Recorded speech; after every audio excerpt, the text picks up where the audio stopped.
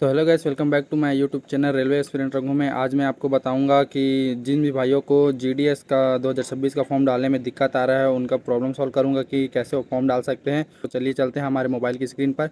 कम समय में ज़्यादा जानकारी देने की कोशिश करेंगे, तो बने रहिए हमारे वीडियो पे।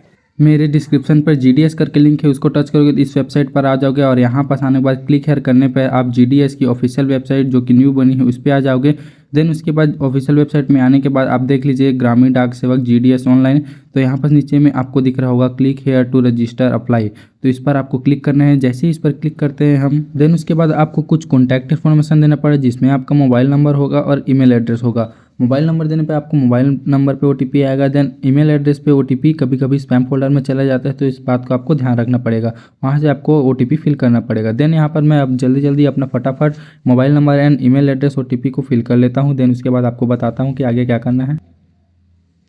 तो यहाँ मोबाइल नंबर और ईमेल एड्रेस भरने के बाद नीचे आपको नेक्स्ट बटन पर क्लिक करना है। देन उसके बाद यहाँ पास आपको कुछ बेसिक डिटेल फिल करनी है। तो चलिए मैं आपको बता देता हूँ। सबसे पहले आपको एप्लीकेंट नेम पे आपका अपना नाम लिखना पड़ेगा, जो कि मैं अपने फ्रेंड का नेम लिख रहा हूँ क्योंकि मैं उसका फॉर्म भर रहा हूँ। यहाँ पास आपको कैपिटल लेटर में लिखना पड़ेगा अपना नाम। देन उसके बाद आपको अपना डेट ऑफ बर्थ भरना पड़ेगा, जिसमें मैं यहाँ अपने दोस्त का डेट ऑफ बर्थ फिल कर देता हूँ। देन उसके बाद आपको अपना जेंडर सेलेक्ट करना है। देन उसके बाद फादर या फिर गार्जियन का नेम लिखना है कैपिटल लेटर में। देन उसके बाद आप जिस भी कैटेगरी से आते हो, you are OBC ST SC, मैं आपको एक बार और दिखा देता हूँ, देख लीजिए। यू आर एसटी एससी से जिससे भी आते हैं उससे फिल कर लेना है। मैं यहाँ पर एसटी फिल कर देता हूँ। देन उसके बाद सारा फिल करने के बाद आपको नीचे यहाँ पर कंप्लीट का ऑप्शन दिख रहा होगा। इस पर टच करने के बाद देखिए रजिस्ट्रेशन सक्सेसफुल हो चुका है। यहाँ पर आपको आपका रजिस्ट्रेशन नंबर मिल गया है, तो इसको कॉपी कर लेते हैं। देन उसके बाद आपको यहाँ पर कैंडिडेट लॉगिन पे जाना है, जो कि आपको ऑफिशियल वेबसाइट पर ही मिल जाएगा। देन उसके बाद क्लिक करने के बाद देखिए यहाँ पर लिखा है logged after 5 unsuccessful logging attempts. यहाँ पर आपको देखकर लॉगिन करना है। 5 बार अनसक्सेसफुल अटेम्प्ट होने पर इस यहाँ पर आपको ब्लॉक कर दिया जाएगा। तो यहाँ चलिए मैं अपना लॉगिन कर लेता हूँ। तो यहाँ प्रोसीड टू लॉगिन पर क्लिक करते हैं। फिर उसके बाद आपको यहाँ पर यूज़र आईडी और पासवर्ड मांगेगा, जो कि आपको रजिस्ट्रेशन करने के बाद आपको मोबाइल में मैसेज के माध्यम से मिलेगा। तो यहाँ पर यूज़र आईडी और पासवर्ड फिल करने के बाद आपको यहाँ पर नीचे में लॉगिन पर क्लिक करना है। देन उसके बाद लॉगिन पर क्लिक करने के बाद आपके ओटीपी वेरिफिकेशन के लिए बोला जाएगा। तो यहाँ पर वेरीफाई और लॉगिन पर क्लिक कर देना है ओटीपी डाल के। देन उसके बाद यहाँ पास आपको आगे अपने फॉर्म फिलअप करने के लिए मिल जाएगा, जिसमें यहाँ पास आपको बहुत सारे ऑप्शन मिलते हैं। तो बगल में अप्लाई का बटन है, तो देखिए यहाँ पास अप्लाई पर क्लिक करते हैं। देन उसके बाद यहाँ पर सेलेक्ट करने के बाद ग्रामीण डाक सेवा जीडीएस ऑनलाइन इंगेजमेंट शेड्यूल 1 जनवरी 2026 पर क्लिक करना है। देन उसके बाद यहाँ पास आपको कुछ इन्फॉर्मेशन फिलअप करना पड़ेगा। यहाँ पास मैं आपको कुछ दिखा देता हूँ, जैसे अदर डिटेल। तो यहाँ पर देखिए अदर डिटेल पे आपको यहाँ पर अपना स्टेटस सिलेक्ट करना है कि मैरिड हैं, विडो हैं, डिवोर्स हो चुका है, सेपरेट है, अदर यहाँ पर सबको फिल करना पड़ेगा। मैं यहाँ सिंगल से कर देता हूँ। फिर यहाँ पर पीडब्ल्यूबीडी, यहाँ पर आप विकलांग है तो यस या फिर नहीं करना पड़ेगा। देन उसके बाद यहाँ पर एम्प्लॉयमेंट स्टेटस पे आपको क्लिक करना पड़ेगा कि आप जॉब करते हैं या नहीं। अगर हाँ तो यस पर क्लिक करना है, अगर नहीं तो नो पर ही क्लिक रहने देना है। देन उसके बाद आता है हमारा एड्रेस डिटेल। यहाँ पर है प्रेजेंट एड्रेस, यहाँ पर है परमानेंट एड्रेस। तो यहाँ पर आपको प्रेजेंट एड्रेस पर अच्छे से फिल करना है। और यहाँ पर नीचे अपना पिन कोड डालते ही, जैसे ही अपना पिन कोड डालोगे यहाँ पर सिटी वगैरह अपने आप फाइंड कर लेगा। देन उसके बाद बगल में आपको मिलेगा परमानेंट एड्रेस। अगर ये पूरा सेम है तो यहाँ पास यहाँ पर देख लीजिए सेम एज परमानेंट एड्रेस है, यहाँ पास आपको क्लिक कर देना है तो पूरा सेम टू सेम हो जाएगा। अगर नहीं है तो यहाँ पास नीचे ऐसी एड्रेस फिल करने के बाद पिन कोड डालने के बाद यहाँ पर सिटी वगैरह सर्च मतलब अपने आप सर्च कर लेगा। देन उसके बाद ये काम हो जाएगा। यहाँ 7 नेक्स्ट करना है फिर आपको। फिर उसके बाद हमारा आता है नेक्स्ट स्टेप एजुकेशनल डिटेल। तो यहाँ पर देख लीजिए select SSC study circle, click here to know your circle. मतलब आपने 10वीं का जो भी एग्ज़ाम है उसको किस सर्कल से पास किया है उसके हिसाब से आपको भरना है। जैसे इसमें बहुत सारे दिखा देते हैं कि आंध्र प्रदेश है, छत्तीसगढ़, बहुत सारे उसका सर्कल दिखा देते हैं। तो आपने जिस सर्कल से भी आपने अपना 10वीं का एग्ज़ाम पास किया है उसको क्लिक करके सिलेक्ट कर लेना है। जैसे कि यहाँ पर मैं अपना दोस्त का सिलेक्ट कर लेता हूँ उत्तर प्रदेश, और कौन से ईयर में आपने अपना एग्ज़ाम पास किया है वो भी आपको सिलेक्ट करना पड़ेगा। तो यहाँ पर मैं जल्दी से सिलेक्ट कर देता हूँ। देन उसके बाद लिखा है सिलेक्ट बोर्ड।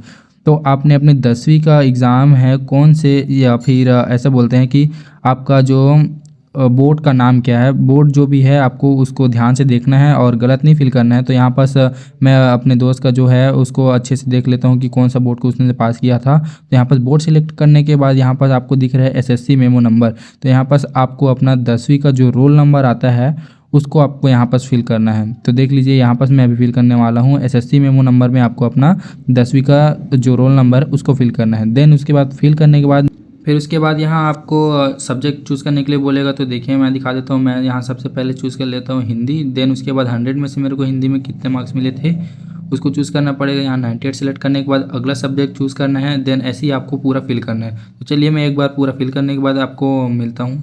देखिए मैंने पूरा सब्जेक्ट फाइनली फिल कर लिया है। देन उसके बाद नीचे आपको यहाँ पर दिखेगा CGPA स्कोर।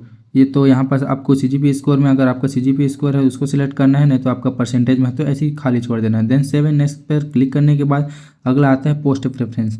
तो यहाँ पास पहले आपको अपना सर्कल सिलेक्ट करना पड़ेगा। तो जैसे यहाँ पर मैं अपना एक सर्कल सिलेक्ट कर लेता हूँ। फिर उसके बाद आपको यहाँ पर अपना डिवीज़न सिलेक्ट करना पड़ेगा। देन उसके बाद यहाँ पास आपको डिवीज़न सिलेक्ट करने के बाद नीचे देख लीजिए कि बहुत सारा यहाँ आपको पोस्ट प्रेफरेंस देने को बोल रहा है। तो यहाँ पास मैं जैसे सिलेक्ट कर लेता हूँ ABPM के लिए। यहाँ पर देख लीजिए मैं पोस्ट सिलेक्ट कर देता हूँ 1 नंबर पे, दूसरे नंबर पे 3 नंबर सिलेक्ट कर लेता हूँ। देन उसके बाद मैंने 2 नंबर सिलेक्ट कर लिया। तो ऐसे ही आपको देख लीजिए मैं कर रहा हूँ। ऐसे ही आपको पूरा पोस्ट प्रेफरेंस देना है कि आपको कैसे मतलब नंबर सेलेक्ट करना है।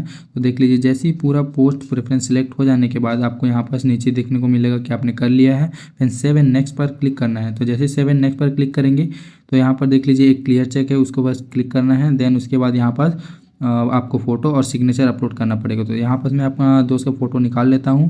तो यहाँ पर देखिए इसका फ़ोटो है। यहाँ पर जैसे ही अपना फ़ोटो करोगे यहाँ पर आ जाएगा। तो ऐसे ही आपको अपना सिग्नेचर भी अपलोड करना पड़ेगा। तो यहाँ पर जैसे सिग्नेचर का एक डिमांड होता है कि आपको वाइट पेज पर ब्लू या फिर ब्लैक पेन से ही करना पड़ेगा। तो यहाँ जैसे ही मैं सिग्नेचर अपलोड कर लेता हूँ तो देखिए उसके बाद आपको यहाँ दिखा देता हूँ कि कितने रेशियो में होना चाहिए। तो यहाँ पर ब्लैक और ब्लू पेन में होना चाहिए वाइट पेपर में, जो कि 20 से 100 KB के बीच ही होना चाहिए। JPG फॉर्मेट में होना चाहिए, JPEG फॉर्मेट में होना चाहिए। तो यहाँ पर ऐसी फ़ोटो का भी रहेगा। तो चलिए मैं जल्दी से अपना सिग्नेचर कर लेता हूँ। तो देखिए यहाँ पर मेरा सिग्नेचर हो चुका है। सॉरी मेरा नहीं, दोस्त का सिग्नेचर हो चुका है। देन यहाँ पर क्लियर चेक पर क्लिक है। देन प्रीव्यू देख लीजिए कि कैसा आपका फॉर्म भरा है। आपको यहाँ पर पूरा एक बार चेक कर लेना है कि आपका फॉर्म सही से भरा है कि नहीं। तो यहाँ पर मुझे मतलब और एडिट नहीं करना है। यहाँ पर आप एडिट भी कर सकते हैं या फिर सबमिट एप्लीकेशन भी कर सकते हैं। यहाँ पर कोई गलती नहीं है तो मैं यह सबमिट पर क्लिक करूँगा। देन उसके बाद मेरा एप्लीकेशन सबमिटेड सक्सेसफुली। देन इसके बाद हमारा फॉर्म पूरी तरीके से सबमिटेड हो चुका है। फॉर्म पूरी तरीके से डल चुका है। अगर आप OBC या फिर UR कैटेगरी से डालते हैं तो यहाँ पर अगला स्टेप आपको पेमेंट करने का ऑप्शन आएगा। मैंने यहाँ ST से डाला है तो यहाँ पर मुझे पेमेंट करने का ऑप्शन नहीं आया। डायरेक्ट एप्लीकेशन सबमिटेड सक्सेसफुली आ चुका है। तो अब बात रहती है कि हमने जो फॉर्म डाला है उसका मतलब PDF कैसे डाउनलोड करते हैं। तो यहाँ पर PDF डाउनलोड करने के लिए अपने लॉगिन पर जाएंगे, कैंडिडेट लॉगिन पे। फिर उसके बाद एप्लीकेशन पे जाएंगे, माई एप्लीकेशन पे टच करेंगे तो यहाँ पर बगल में ही आपको डाउनलोड PDF मिल जाएगा। तो जैसे ही क्लिक करेंगे तो आपका PDF डाउनलोड होना स्टार्ट हो जाएगा। अगर आपको हमारा वीडियो पसंद आया तो लाइक से सब्सक्राइब जरूर करना। तो मिलते हैं नेक्स्ट वीडियो में।